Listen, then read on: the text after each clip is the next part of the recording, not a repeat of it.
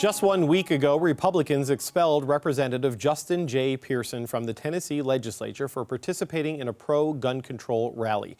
Today, he gained his seat back. As declared. As declared. By the Constitution. By the Constitution. Of this state. Of this state. Of Tennessee. Of Tennessee. So help me God. So help me God. Yeah!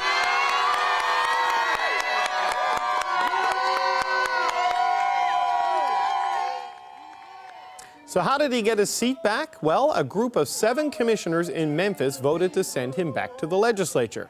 Mickell Lowery is the chairman of the Shelby County Commission. Chairman Lowery, thank you for joining us. Thank you for having me. It's been an interesting time in your state. Walk me through what the last couple of days have been like for you. That's an understatement about it being an interesting time. Obviously, the world is seeing where we had 2 state House representatives, Representative Jones and Justin Pearson from Memphis, be expelled from the state House over a decorum issue. There were protests on the heels of 6 people being murdered in Nashville at a school shooting. So that was a very touching subject. And because of that, protests were had at the state House. And eventually those 2 representatives were expelled from their House seat. So you voted to reinstate Justin J. Pearson. The vote was 7-0, but there's 13 commissioners who could have voted. So what happened to the other 6? Did they not show up? Did they abstain? Explain the gap. They were not there. There were 7 present. That's what we need to have a quorum, and it was 7-0. There were a couple commissioners that were out of the country already previously scheduled.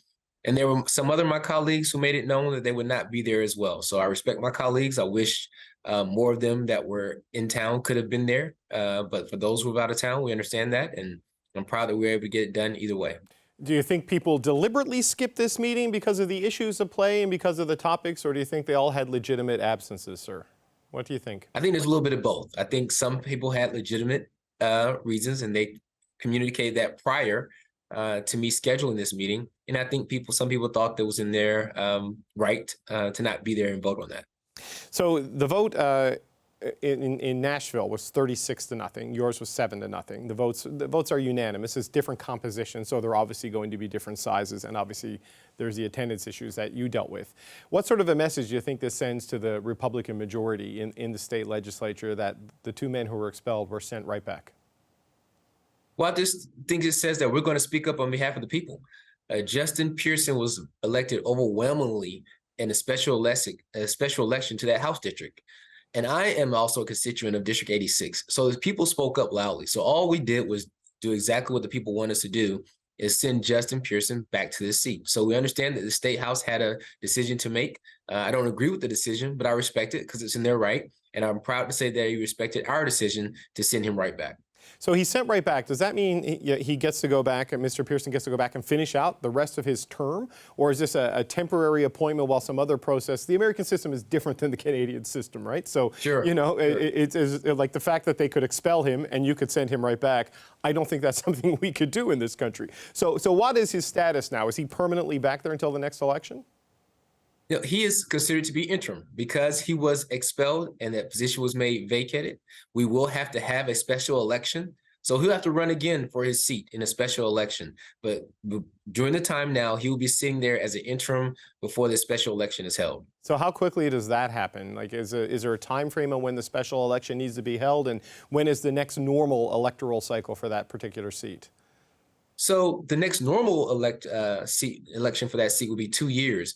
But because we have to have a special election because of the actions that the state House took, our next election on our cycle, on our books here, is in October for a municipal election. So it makes sense to add that seat on that ballot since there's already going to be an election being held and have a special election in October.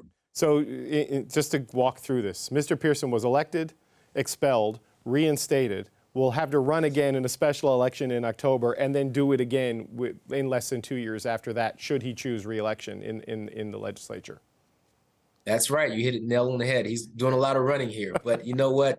I'm pretty confident if someone runs against him, I doubt it. He may be unopposed. And if someone runs against him, then I don't think you have a problem winning that seat. Overlaying all of this, Chairman, is the issue of race, right? 2 black men ousted from the legislature while a white woman was allowed to stay for the exact same thing, a decorum issue, as you've described it. I mean, What do you take from that, and what lesson do you hope the legislature takes from the fact that both men were sent back?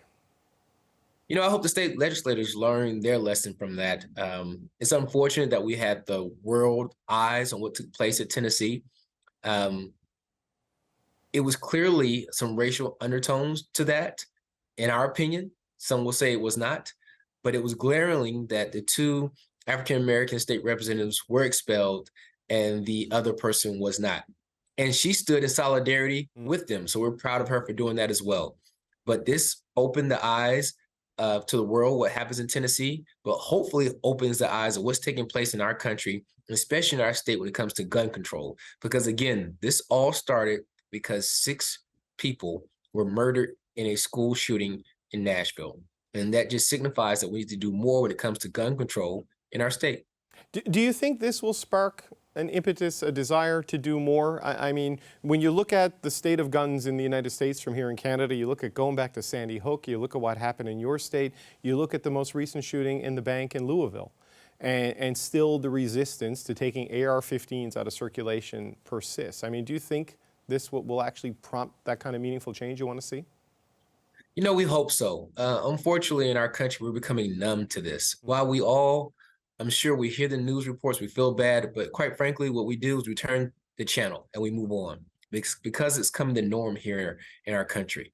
So I'm hopeful that the conversation continues. The governor here has already put forth some new legislation that hopefully will pass at the state house about gun restriction. We need to do a lot more. We're talking about lowering the age for permit carry in our state from 21 to 18, which is ridiculous. There's no need for someone that young to be able to be permitted to carry a gun. So we just got to keep trying. It's an uphill battle, especially in this state when it comes to gun control. But I agree with most people is that there are no need for AR-15s to be on our streets. Those are not used for hunting or any other recreational activity.